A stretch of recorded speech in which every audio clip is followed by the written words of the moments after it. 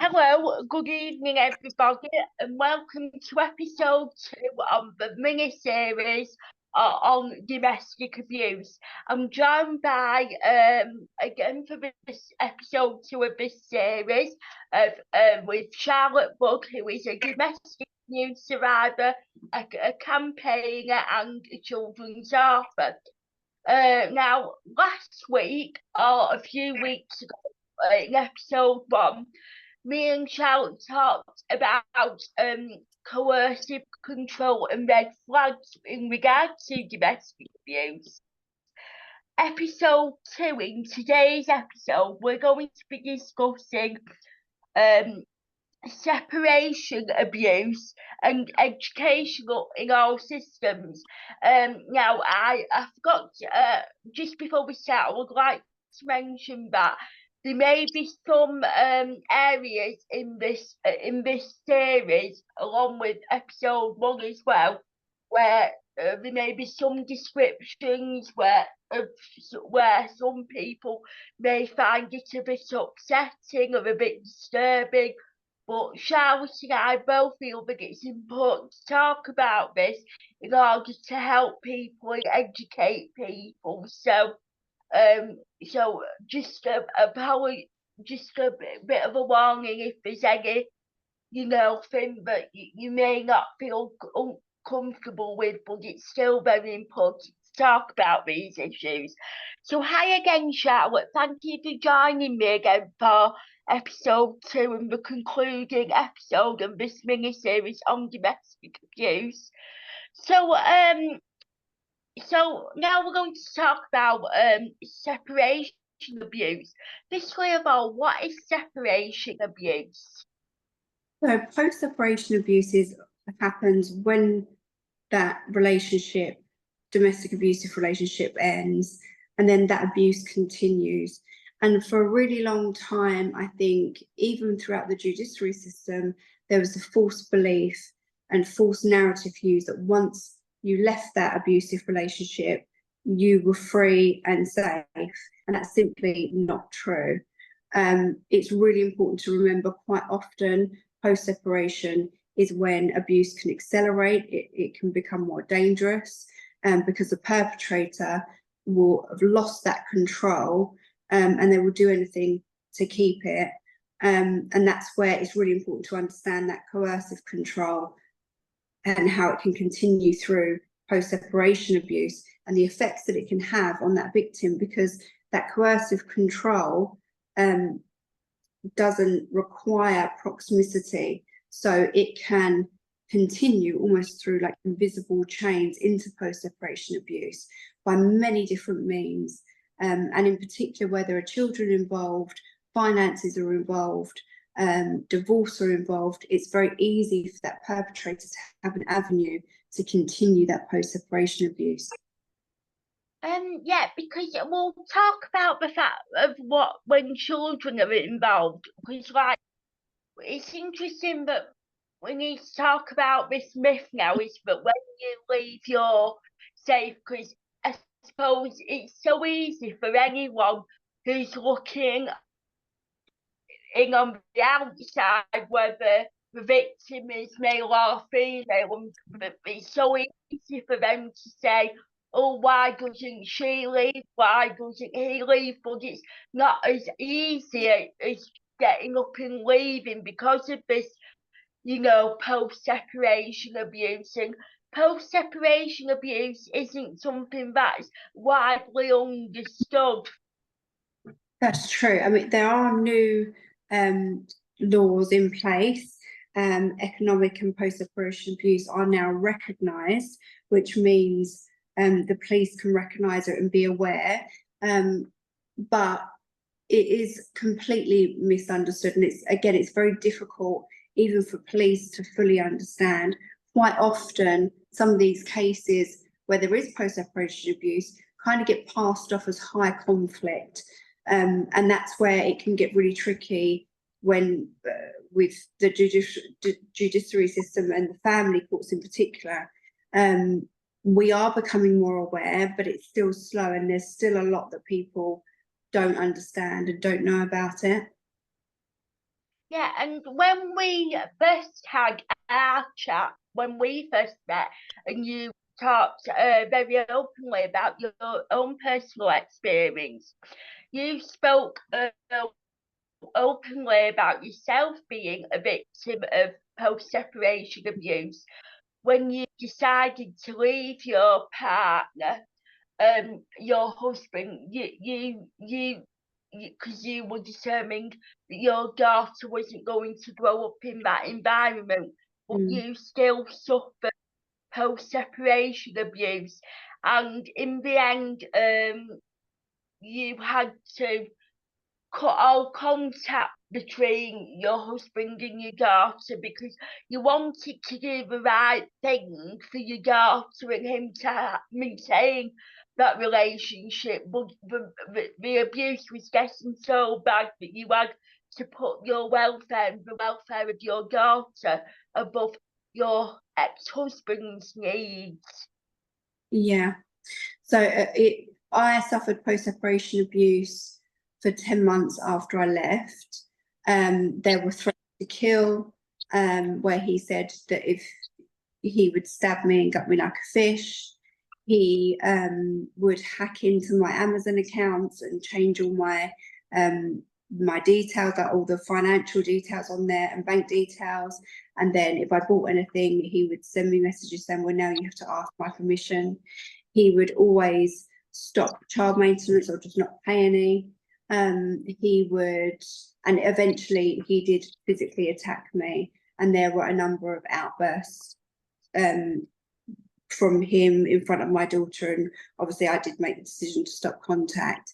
We then went through the family courts, which went on and off for years, and it's really important. Again, this is where the courts need more education, because these cases often get passed off as high conflict, and they're not. When somebody continuously uses the family court system to kind of put that control back in place and punishment of the victim, which went on for years and years and years, and in some ways still goes on.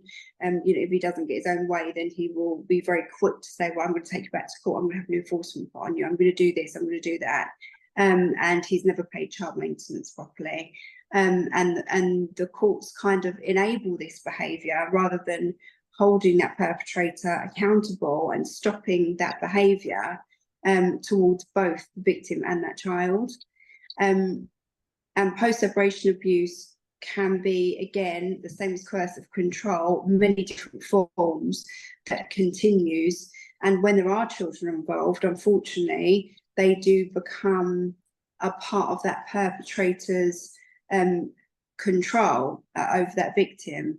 And that perpetrator will be so manipulative and so hell-bent on keeping that control that they won't ever put their own child's emotional needs before their own, because they just simply can't.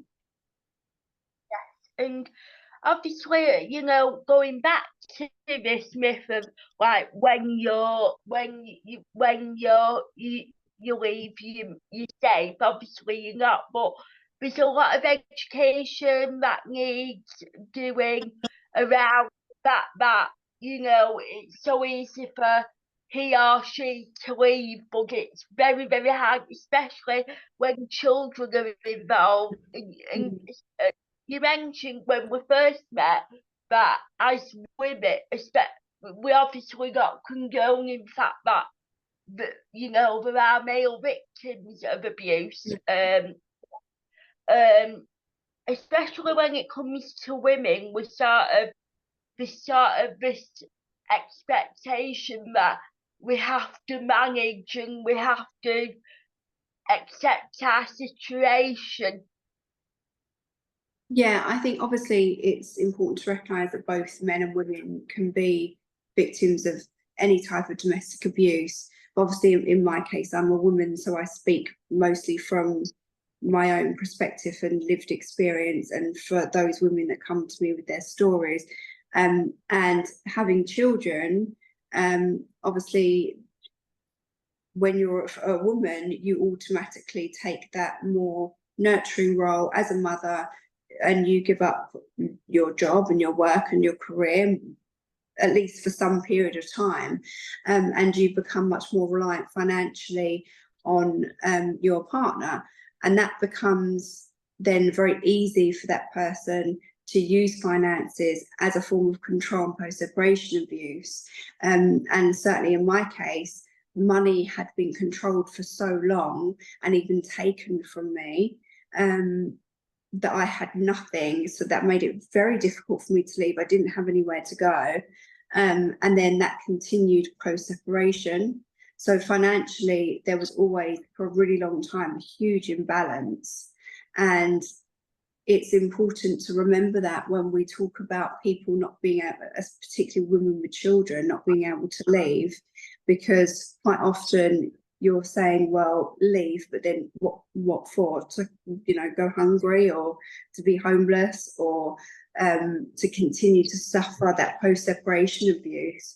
We need to be doing more in society and through all the systems, protecting those women and children who are incredibly vulnerable, and especially with the financial abusive side.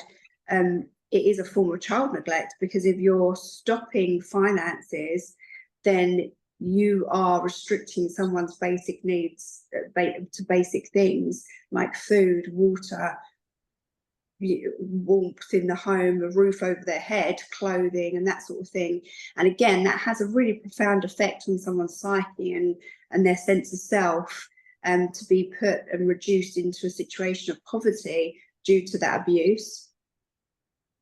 And just one last thing, obviously, education, so we need to be more education. You talk about more education with the courts, the police. No, but you're sort of helping that in a way with the education, because of the work that you do. You campaign a lot. You work with the charity Eager that works with employers. So what, obviously we know what needs to be done, but how do you see it being for the future for victims in getting support?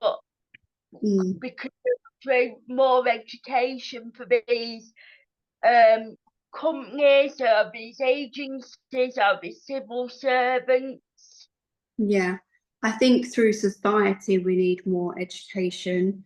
We need to make sure that as a society that we are mindful and non-judgmental, that victims deserve safe spaces that are non-judgmental to tell their story and to speak and to receive help from.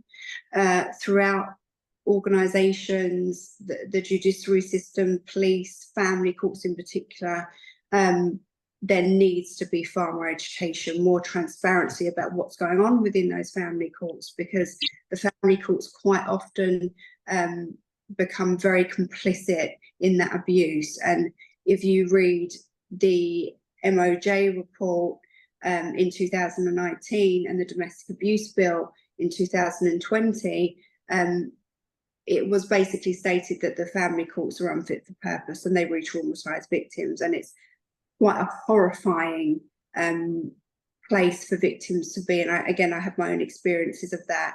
And I've seen many, many cases that are just absolutely horrifying, and nobody can speak about that because quite often they are given gagging orders. It's illegal to speak about what happens. So there needs to be much more transparency within the family courts in particular. There needs to be more education on domestic abuse, coercive control. They need to be trauma informed. In an ideal world, in the future, I guess we would have specialised units within the police and the family courts that understand that, because it is such a huge and important topic. But education is definitely key. And I think listening and giving platforms like yourself to survivors who have been through this and can speak about their lived experience, and holding a space to listen is so important, because abuse thrives in silence. So I've always been a believer that no matter what, and some of the things that I go through are still continuing, but no matter what, I will always use my voice wherever I can and to speak out wherever I can, because there are so many victims that don't have that opportunity and have their voices taken from them. And I am personally, I do this also for my family and for my own children, because not only do I want them to have a better world in the future, but I also want to leave behind a legacy that they can be proud of, that is bigger than just what's happened in our past. And that again for me is really important, for myself and for others, and hopefully to inspire others that, you know, there is a life after domestic abuse. And it's so hard, because when you're in that and it can continue for so long, it's so important to look after yourself and look after your own mental health. But it's, you know, there is light at the end of the tunnel. So, and I hope you don't mind me asking this, because, you know, last time when we first spoke, you said that you've got a new partner now, you've had a second son with that partner, but are you completely free of your perpetrator, or are there still moments where, you know, how to word this, are there still moments in your life where you sort of go back to them horrific moments? I think for all victims, there will be that healing journey is, it can be a long one, and there are always moments that you can get triggered and can catch you off guard. But personally, again, for me, and I think the majority of people out there that have children with their perpetrator, that it never really ends. And I think that's something that's important to understand, is that a lot of people that have children with their perpetrators feel like they've been given a life sentence, unless they get a no contact order from the courts, which is like less than 1%, and hardly ever happens. Right. So it can feel like a life sentence, because you know that you have to deal with this for a very long time. Yes. Well, thank you, Charlotte. It's been lovely to chat with you again, and thank you for sharing, you know, that, you know, for doing these episodes with me on domestic abuse. I really appreciate it, and thank you to everyone for listening and watching. We hope it goes very far to helping others, but also to educate people as well. So thank you for your time. Thank you. Thanks for having me. Bye. Bye bye.